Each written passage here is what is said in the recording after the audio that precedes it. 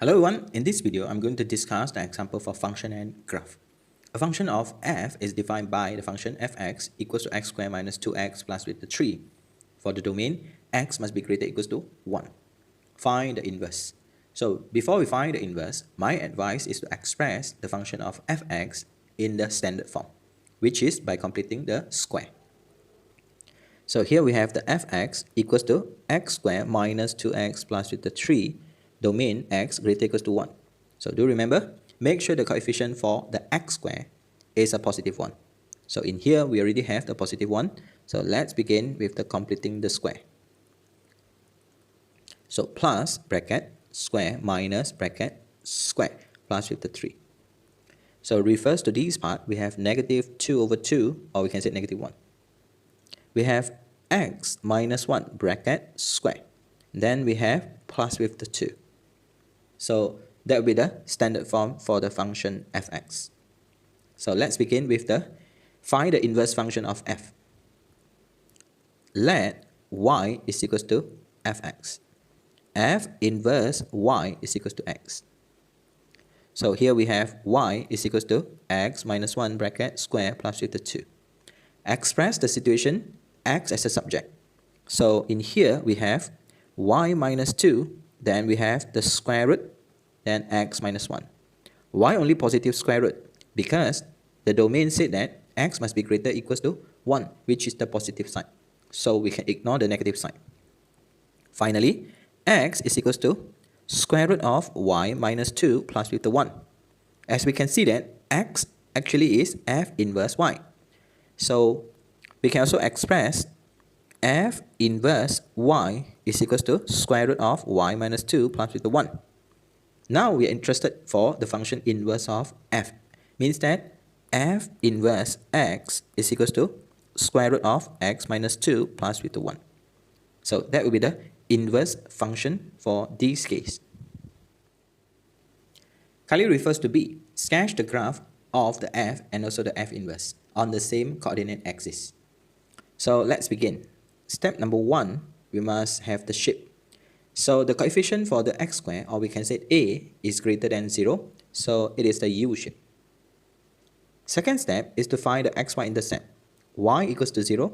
So we have x squared minus 2x plus with the 3 equals to 0.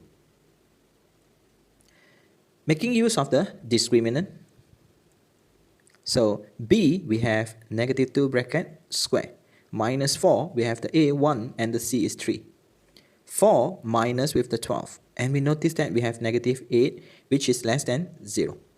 So from here, b squared minus 4ac, or we can say the discriminant, is less than 0, means that no real root. Meaning that there is no intersection for the x-intercept. Continue. X equals to 0 in order to find the y-intercept. So we will have y is equals to 3. So continue. Number 3 refers to the standard form. So here we have fx is equals to x minus 1 bracket square plus with 2. The minimum point would be 1, 2. The symmetrical axis would be x is equals to 1. So kindly sketch the graph for the function fx. We have the U shape. We have no real root or no intersect for the x-axis, and we have the y-intercept, which is 0, 3. Kindly take note, the domain x must be greater and equals to 1. So it means that we cannot involve this point. Next, we have the minimum point. Let's say here we have 1, and here we have 1 and 2. So here we have the coordinate 1, 2. So the graph will be something like this. So here we have the function f.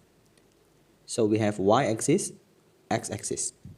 Next we have the symmetrical axis. So here we have the symmetrical axis, y is equals to x. So we can reflect the situation, then only we can find the graph or f inverse. So now we are going to find the f inverse. So we can reflect the situation, 1, 2 become 2, 1. So here we have 1, then we have the 2 over here. So 2, 1 will be around this part. So we have the coordinate 2, 1. So the graph will be something like this. So that is the f inverse. C. State the domain and the range for the F inverse. So domain for the F inverse and also the range for the F inverse. So by referring to the graph with the green in color, the domain for F inverse means that start from 2 until infinity, which is the value of x for the green in color. As for the range, we have to refer to the value of y for the green in color. The minimum point is 1 until infinity.